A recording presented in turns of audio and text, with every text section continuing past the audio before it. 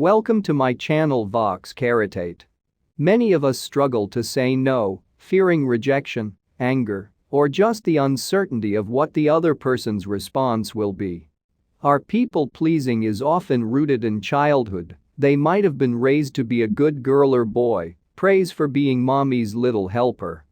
Or we might not have been given enough attention, and so started by pleasing others, even at the expense of ourselves.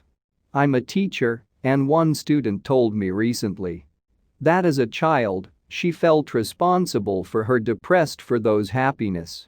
Now, she says, she feels she must say yes to every request for fear of upsetting people. Another student told me that he used to fear his father's angry outburst and would often say yes to avoid getting on the wrong side of someone's temper.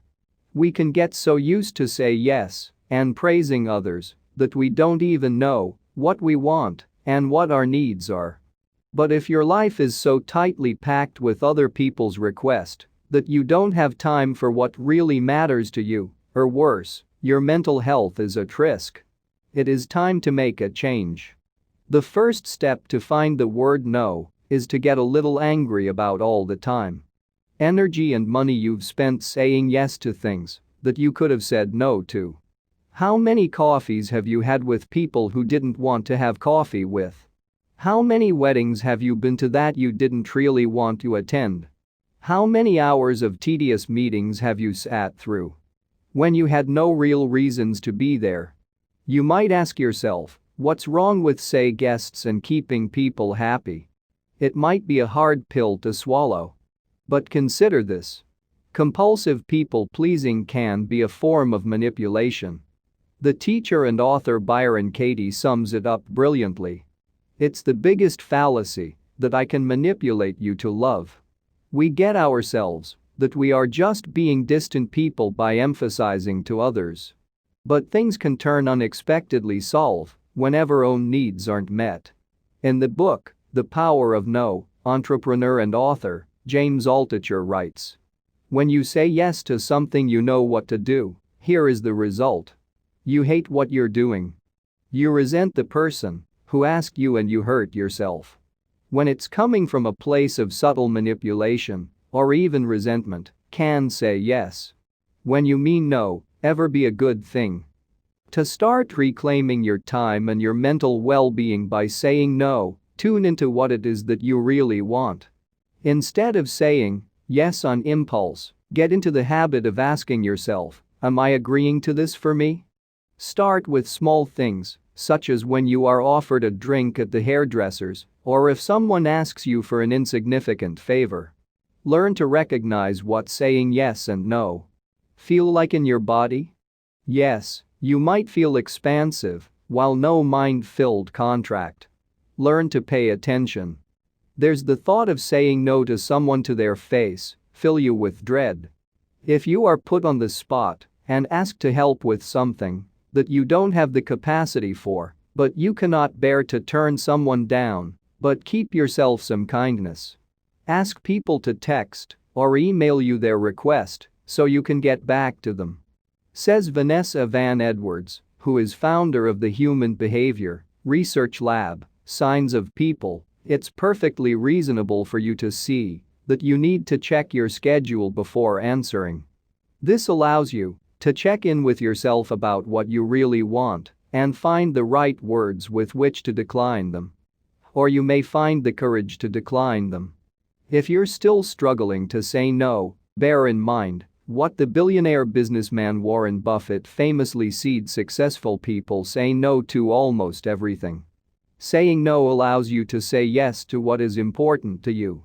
It allows you to be a better person because when you say yes, it comes from a good place, not from resentment or fear.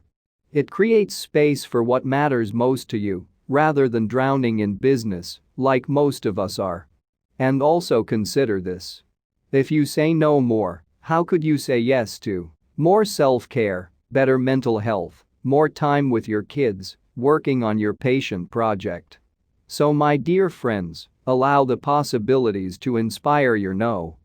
We are going to discuss the 5 ways to say no decently. Number 1. Say it straight. If you want to be taken seriously by the organization, it is best to be honest, with a clear mind. Think over whether the new tasks can be accommodated or not. There are times when we believe our hands are full, but when thought through, we could perhaps say the additional tasks can be performed. Number 2 is buying time.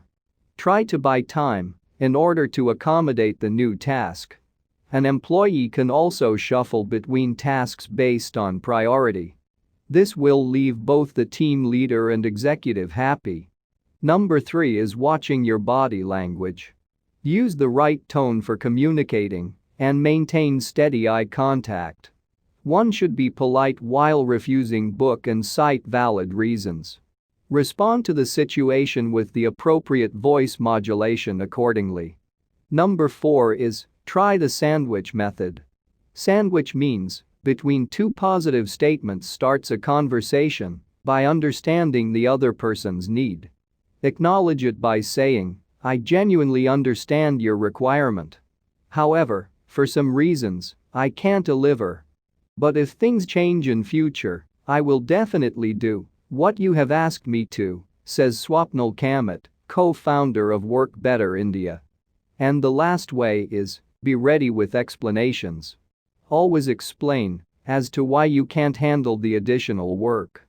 Never wait for your superior to ask you for reasons to validate the refusal. If you do so, your senior may not take you seriously. As soon as you say no, explain exactly and specifically why you can't do the task. The more solid your reason, the better it is. We are constantly faced with opposition of others. Helping other people is a good habit. But we don't have time to do such activities regularly. Continuing to work in this way creates an inner depression in us. No is a simple word. But for most people, it is difficult to pronounce the word no. When we all knows that saying no can save us from many problems in our life. Let today make a new beginning for you. Give yourself permission to say no without feeling guilty, mean, or selfish. Anybody who gets upset and expects you to say yes all the time clearly doesn't have your best interest at heart. Always remember, you have a right to say no without having to explain yourself. Be at peace with your decisions. It is rightly said by Sharon Rainey that no is a complete sentence. It doesn't require an explanation to follow. You can totally answer someone's request with a simple no. So finally we can say, if you want more time, freedom, and energy, you have to start saying no frequently. And I believe that you will be able to say no frequently, or at least when you don't want to say yes, you should be able to say no confidently. Hope this video find useful to you. Subscribe to my channel Vox Caritate. Have a nice day.